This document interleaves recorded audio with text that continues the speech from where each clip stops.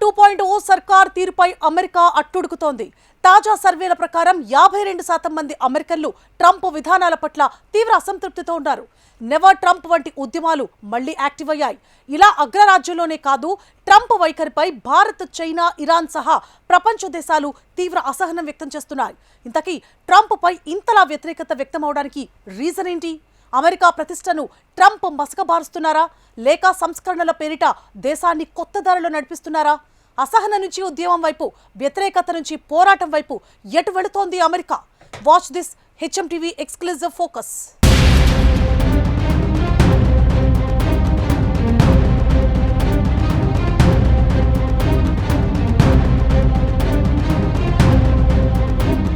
అగ్రరాజ్యంలో మళ్లీ అవే సెగలు, అదే అసహనం.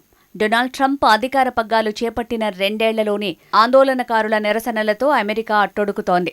ఇది ట్రంప్ విధానాలపై ప్రజల్లో పెల్లుబికుతున్న అసంతృప్తి, వీధుల్లో కనిపిస్తున్న వ్యతిరేకతకు నిదర్శనంగా చెప్తున్నారు అంతర్జాతీయ పరిశీలకులు.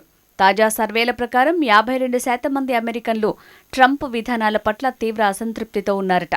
ముఖ్యంగా యువతలో 18 ఏళ్ల నుంచి 34 ఏళ్లలోపు వయసున్న 51% మంది ట్రంప్ పాలనను వ్యతిరేకిస్తున్నారట. ఉపాధి హక్కులు, ప్రజాస్వామ్యం ప్రమాదంలో ఉన్నాయని దేశవ్యాప్తంగా నిరసనలు వెల్లువెత్తుతున్నాయి. నెవర్ ట్రంప్ వంటి ఉద్యమాలు మళ్లీ యాక్టివ్ అయ్యాయి. ట్రంప్ తన 47వ అధ్యక్షుడిగా బాధ్యతలు చేపట్టిన తర్వాత పాలసీ నిర్ణయాలు, విదేశాంగ విధానాల వల్ల ఈ అసంతృప్తి వ్యక్తమవుతోంది.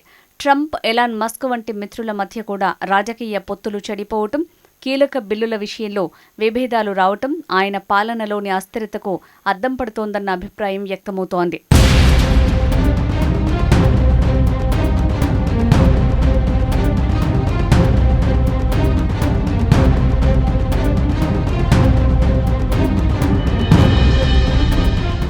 ఇరాన్ వంటి దేశాలతో యుద్ధం చేయటమే కాక మిత్ర దేశాల పట్ల ట్రంప్ అనుసరిస్తున్న ఏకపక్ష నిర్ణయాల వల్ల అమెరికా అంతర్జాతీయంగా ఒంటరిగా మారుతోందనే విమర్శలు వస్తున్నాయి. స్వదేశంలోనే ఈ యుద్ధ చర్యలపై నిరసనలు వ్యక్తమవుతున్నాయి. ట్రంప్ తీసుకుంటున్న కొన్ని నిర్ణయాలు సైనిక నాయకత్వంతో ఘర్షణకు దారితీస్తున్నాయని, సైన్యంలో కూడా అసమ్మతి సెగలు కనిపిస్తున్నాయని వార్తలు వెలువడుతున్నాయి. అంతర్జాతీయ వాణిజ్య యుద్ధాలు, టారిఫ్ విధానాలు అమెరికా ఆర్థిక వ్యవస్థపై ప్రతికూల ప్రభావం చూపుతున్నాయని విశ్లేషకులు భావిస్తున్నారు. ట్రంప్ అమలు చేస్తున్న కఠినమైన ఇమ్మిగ్రేషన్ నిబంధనల వల్ల అమెరికాలోని వలసదారుల్లో, ముఖ్యంగా భారతీయుల్లో ఆందోళన పెరుగుతోంది. సుమారు 40% మంది భారతీయులు అమెరికాను వీడి వెళ్లాలని ఆలోచిస్తున్నట్టు కొన్ని నివేదికలు సూచిస్తున్నాయి. మరోవైపు రష్యా నుంచి చమురు దిగుమతులు, సుంకాల విషయంలో భారత్పై ట్రంప్ చేస్తోన్న వివాదాస్పద వ్యాఖ్యలు, హెచ్చరికలు అమెరికన్లలో తీవ్ర చర్చకు దారితీస్తున్నాయట.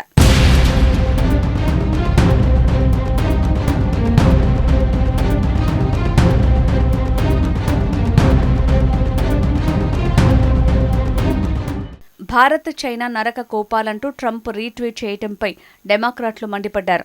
భారతీయ అమెరికన్లనే కాదు, ప్రపంచంలో అమెరికాకు కీలక భాగస్వామ్యమైన భారత్ని కూడా అధ్యక్షుడు అవమానించారని డెమోక్రటిక్ పార్టీ సభ్యుడు రాజా కృష్ణమూర్తి ఆక్షేపించారు.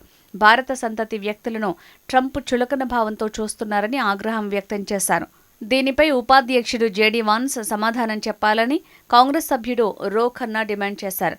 రేడియో ప్రయోక్త మైఖేల్ సావేజ్ వ్యాఖ్యలతో ట్రంప్ ఏకీభవించడం అధ్యక్ష కార్యాలయ గౌరవాన్ని దిగజార్చటమేనని కాంగ్రెస్ ముక్త కంఠంతో ఖండించింది.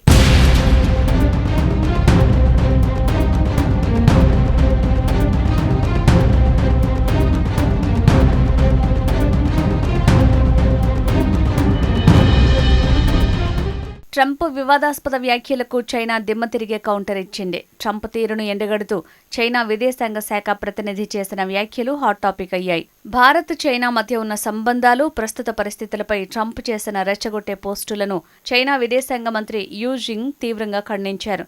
వైరల్ అయ్యే మాటలు కాలక్రమేణా చెరిగిపోవచ్చు, కానీ 2 దేశాల మధ్య ఉండే అసలైన భాగస్వామ్యం ఎప్పటికీ చెదిరిపోదంటూ ఆమె ఎక్స్ వేదికగా బదులిచ్చారు. ప్రపంచ దేశాలు పరస్పరం విమర్శించుకోవటం కంటే దేశాల మధ్య శాశ్వత బంధం ముఖ్యమనే సంకేతాన్నిచ్చారు. అంతర్జాతీయ వేదికలపై ప్రభావవంతమైన నేతలు మాట్లాడేటప్పుడు సంయమనం పాటించాలన్నారు. రెచ్చగొట్టే ధోరణిలో మాట్లాడితే ప్రయోజనం ఉండదని యూ జింగ్ చురకలంటించారు. ముఖ్యంగా భారత్ వంటి పొరుగు దేశంతో చైనాకు ఉన్న సంబంధాలను మూడో శక్తి ఏ విధంగానూ ప్రభావితం చేయలేరన్నారు. దౌత్య మార్గాల్లోనే సమస్యలు పరిష్కారమవుతాయని డ్రాగన్ కంట్రీ స్పష్టం చేసింది.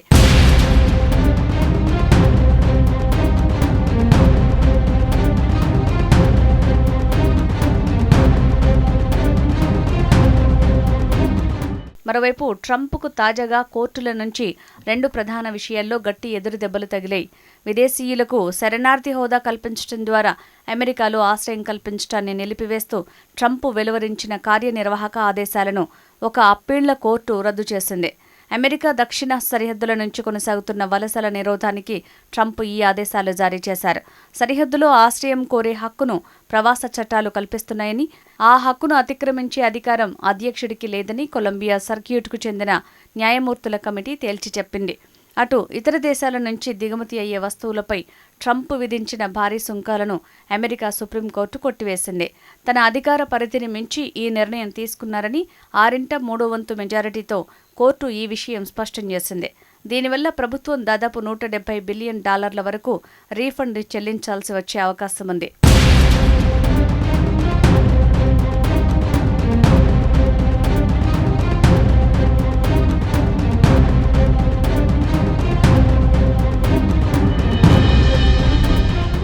ప్రస్తుత సమాచార వక్రీకరణల యుగంలో ఒక కంప్యూటర్ కలిగి ఉన్న ఏ వ్యక్తి అయినా తనను తాను జీసస్గా, డాక్టర్గా చిత్రీకరించుకోవచ్చని ఆస్ట్రియా అధ్యక్షుడు అలెగ్జాండర్ వాన్ డెర్ బెల్లెన్ పరోక్షంగా అమెరికా అధ్యక్షుడు ట్రంప్ను దెప్పిపొడిచారు.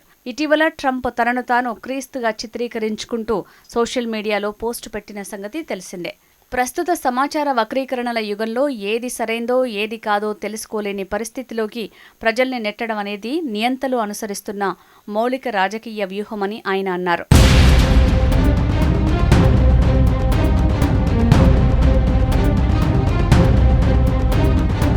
ట్రంప్ అత్యంత ప్రతిష్టాత్మకంగా ప్రకటించిన గోల్డ్ కార్డ్ వీసా పథకం ఆశించిన స్థాయిలో ఫలితాలు ఇవ్వకపోవడంతో దీనిని ఒక అట్టర్ ఫ్లాప్ షోగా మీడియా వర్గాలు అభివర్ణిస్తున్నాయి. దాదాపు 10 లక్షల మంది ఈ కార్డు కోసం క్యూ కడతారని అమెరికా ప్రభుత్వం అంచనా వేసింది. కానీ తాజాగా అందుకున్న సమాచారం ప్రకారం ఇప్పటివరకు కేవలం ఒక్కరికి మాత్రమే ఈ గోల్డ్ కార్డు జారీ అయింది. ఈ కార్డు పొంది అమెరికా పౌరసత్వం వైపు అడుగులు వేయాలంటే ఒక వ్యక్తి సుమారు 8.5 కోట్ల రూపాయలు చెల్లించాల్సి ఉంటుంది. ఇంత భారీ మొత్తం వెచ్చించడానికి ఎవరూ ముందుకు రాకపోవటమే ఈ పథకం ఫెయిల్యూర్కు కారణమని పలువురు సెటైర్లు వేస్తున్నారు. ఉద్యోగుల తరపున సంస్థలు స్పాన్సర్ చేయాలనుకుంటే కూడా సుమారు $15,000 చెల్లించాల్సి ఉంటుంది.